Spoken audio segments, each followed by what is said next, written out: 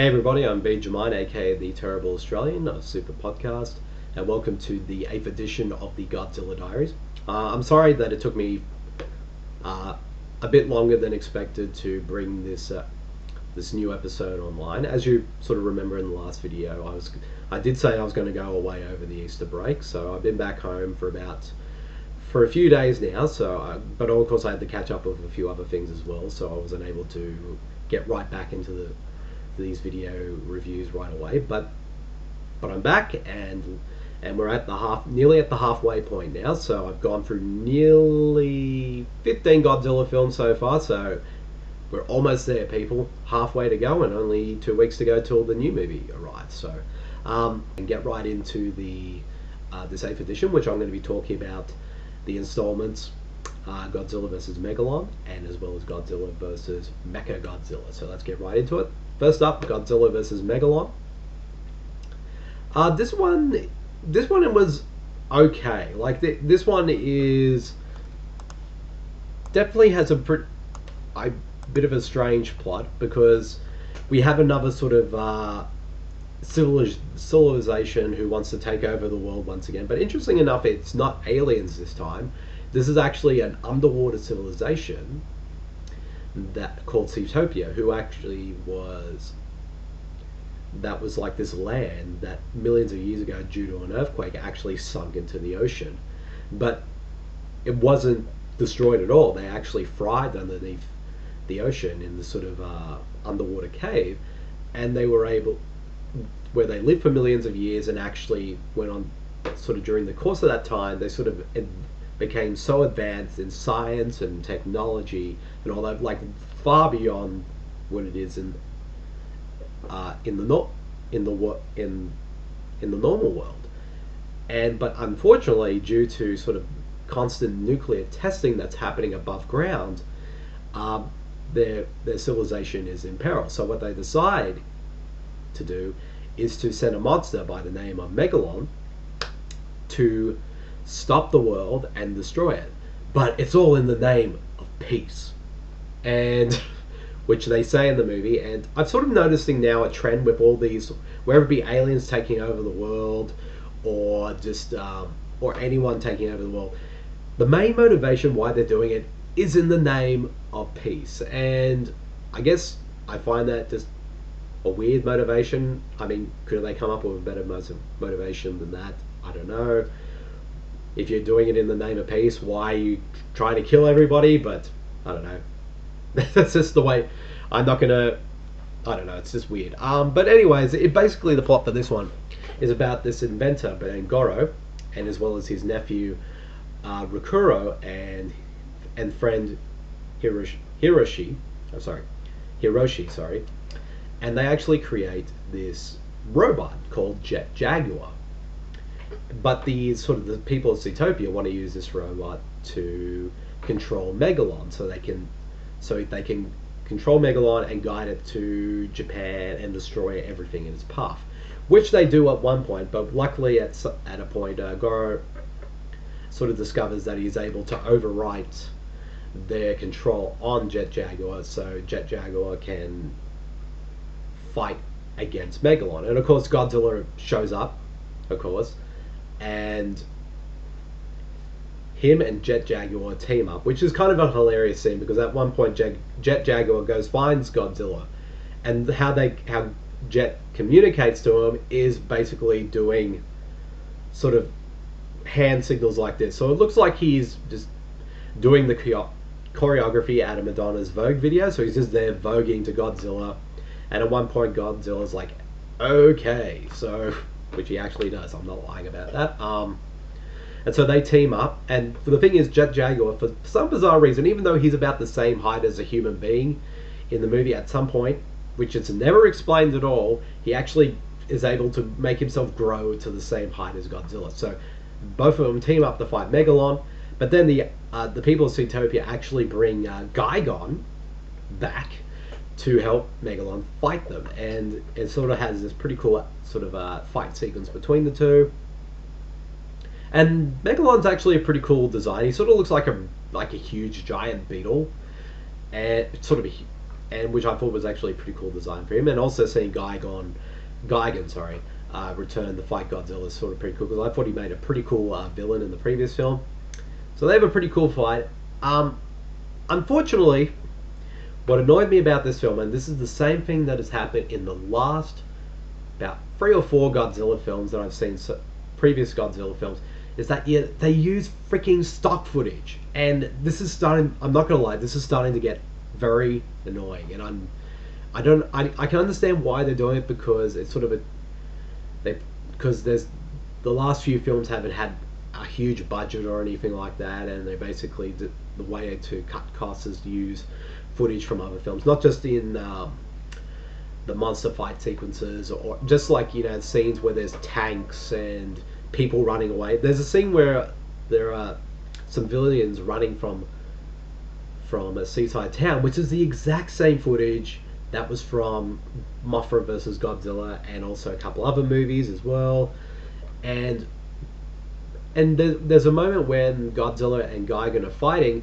They actually reuse some shots from the previous film, and it's just annoying. It's really distracting, and I just find that whole aspect frustrating as a viewer, especially watching these films so close together for this video review series. And yeah, it's just annoying. And also, I don't know if it's just me, but Godzilla's face was a bit weird looking in this film. He looks almost like a puppy dog. It's like he looks more cute than scary. I know he hasn't really looked scary in a while, but he kind of looks a bit more cute than scary.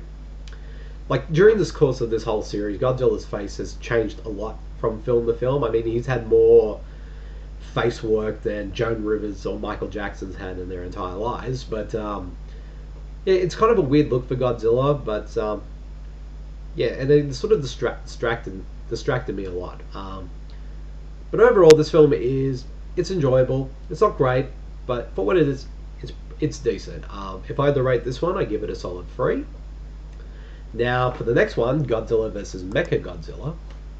Now this is where the aliens do come back to take over the world once again. But interesting enough, what makes these aliens different is that they're sort of disguised as human beings, but anytime they sort of get killed or injured and all that, they actually revert back to their true form, which is well, they kind of did that with Destroy All Monsters as well, but this one they're actually ape-like creatures, which is actually pretty cool. And what I liked about this movie is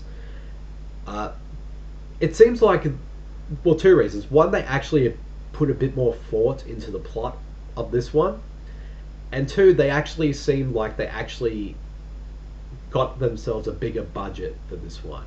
And thank goodness, no stock footage at all in this movie. Everything is shot specifically for this film, which definitely gets a big thumbs up from me.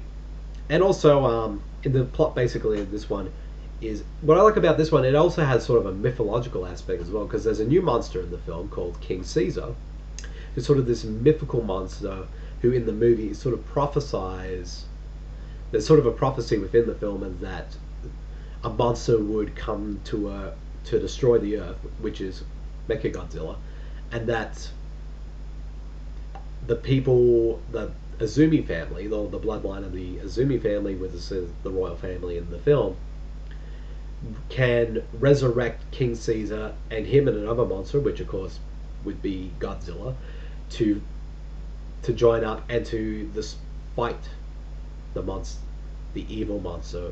And I like that aspect of it as well. And also they had some pretty cool, some sort of the human characters I thought were pretty solid. And sort of again, they sort of get caught up in this whole sort of plot that's much bigger than they thought it would be. And it sort of gives them a bit of a mystery as well. Oh, sorry. And also Mechagodzilla is actually like Gigan. He's actually a pretty good foe for Godzilla. He's actually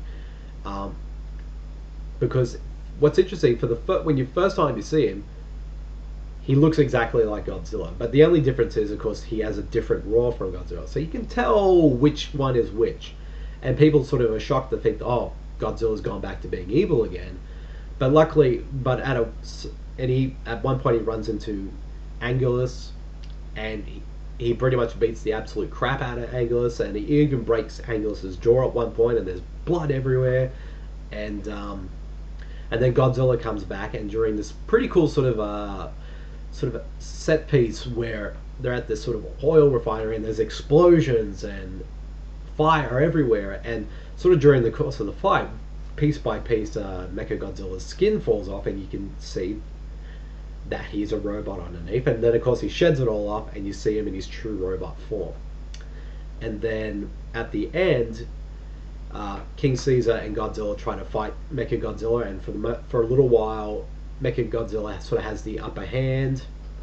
And then at one point, Godzilla, well, I should say, after the first fight with Mechagodzilla, Godzilla returns to Monster Island during sort of this lightning storm, and he sort of, in a way, in a sort of really strange sequence, in a way, it almost seems like he's commanding the elements to recharge him. So like, he gets struck by lightning a few times, and it actually, for some bizarre reason, actually recharges him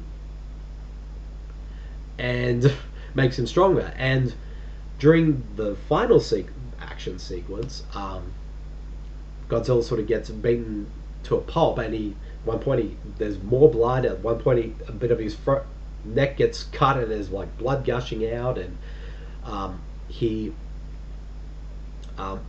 sorry, he calls upon lightning once again, and the lightning strikes him, and it recharges him, and there's explosions everywhere, and somehow he magnetizes himself to bring Mechagodzilla to him, so he can beat him up and snap his neck off. And which I thought was kind of bizarre, but then again, the series has gotten more and more ridiculous as it's gone on, so what am I to judge? One of the only things I found disappointing about the film is, I think they sort of, King Caesar is built up a lot in the film, and he's barely in the last half. Like, he does help out, he does fight Mechagodzilla, but it's really sort of more between Godzilla and Mechagodzilla than him, and he's sort of in the sidelines for most of the time, and he only comes in every now and again.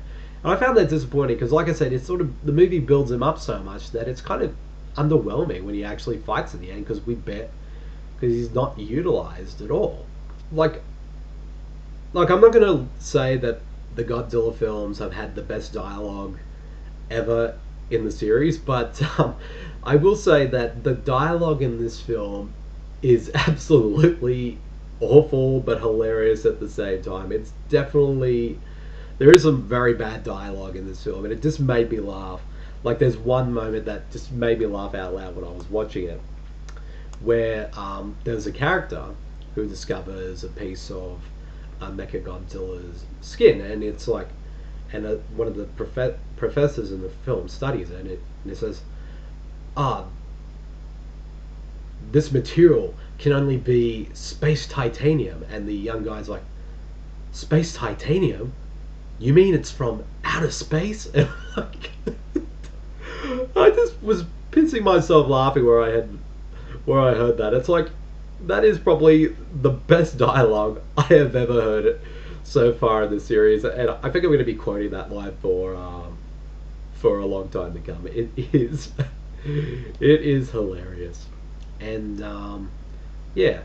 But other than that, Godzilla vs. Mechagodzilla is a pretty solid film, and I do appreciate that they went for a much bigger budget, went for a bit more of a stronger story, and both in story and characters, and it's also a lot of fun. So if I had to give this one a rating, I'm going to give it a solid 3.5 out of 5. Yep, that's the end of the 8th edition of the Godzilla Diaries. I hope you all enjoy it.